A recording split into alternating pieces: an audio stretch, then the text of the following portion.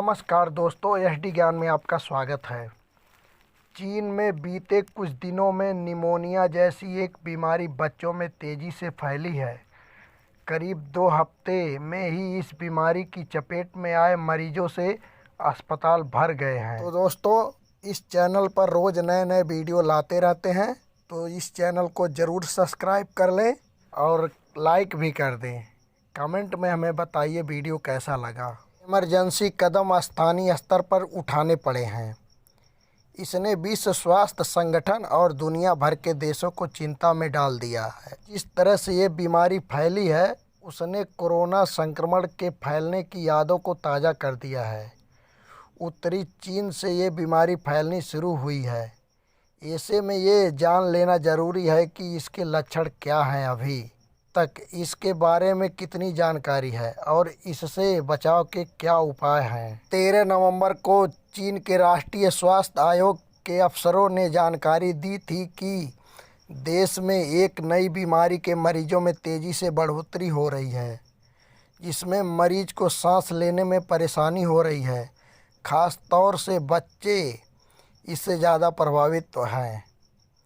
बयान में कहा गया था कि देश के उत्तरी क्षेत्र में पिछले 3 सालों की इसी अवधि की तुलना में इस साल 15 अक्टूबर के बाद से इन्फ्लुएंजा जैसी बीमारी देखी जा रही है, जो तेज़ी से बढ़ रही है। 21 नवंबर को सार्वजनिक रोग निगरानी प्रणाली प्रोमेड ने उत्तरी चीन में बच्चों में निमोनिया जैसी बीमारी होने के कारण सूचना दी, जब अस्पताल मरीजों से भरने लगे थे। चीन के कुछ क्षेत्रों, खासतौर से बीजिंग, लियाओनिंग और आसपास के इलाकों के अस्पतालों में इस रहस्यमयी बीमारी से प्रभावित बच्चे सबसे ज़्यादा आ रहे हैं। निमोनिया जैसे लक्षण वाले रोगियों से अस्पताल भर गए हैं। इन रोगियों से दूरी बनाने और मिले हुए मास्क जैसी एहतियात बरतने के लिए कहा जा रहा है। हालांकि अभी ये साफ नहीं है कि ये बीमारी किसी वायरस की वजह से फैल रही है या इसका कारण कोई और है। अभी तक इस रहस्यमयी बीमारी की चपेट में आए लोगों में बीमारी के शुरुआती लक्षण निमोनिया की तरह हैं। इस मरीजों को बुखार और खांसी के साथ सांस लेने में कठिनाई हो रही है। बीमारी में खास तौर से फेफड़ों पर असर हो रहा है। कुछ मामलों में घर पर ही मरीज ठीक भी हो रहे हैं, तो कुछ रोगियों को अस्पताल में भर्ती कराने की आवश्यकता हो रही है।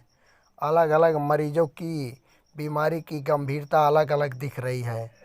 ये एक हद तक कोरोना संक्रमण के लक्षणों से भी मिलता है। चीन के स्वास्थ्य अधिकारियों ने सांस संबंधी बीमारियों में वृद्धि के लिए कोविड-19 प्रतिबंधों को हटाने और इन्फ्लुएंजा माइकोप्लाज्मा निमोनिया बच्चों में एक आम संक्रमण आरएसवी और कोविड के चलते बनने वाले वायरस सहित जैसे रोगजनकों के प्रसार को जिम्मेदार ठहराया है।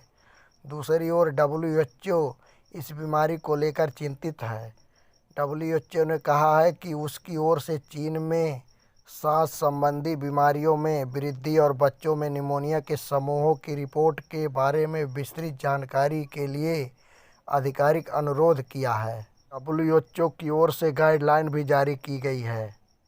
डब्ल्यूएचओ ने कहा है कि चीन में लोग सांस संबंधी बीमारी के जोखिम को कम करने के लिए टीकाकरण, बीमार लोगों से दूरी, उचित दूरी बनाकर रखना, बीमार होने पर घर पर में एकांत में रहना, ज़रूरत पड़ने पर टेस्ट, परीक्षण और डॉक्टर की सलाह, उचित रूप से मास्क पहनना और नियमित रूप से हाथ धोने जैसी बातों का पालन करें।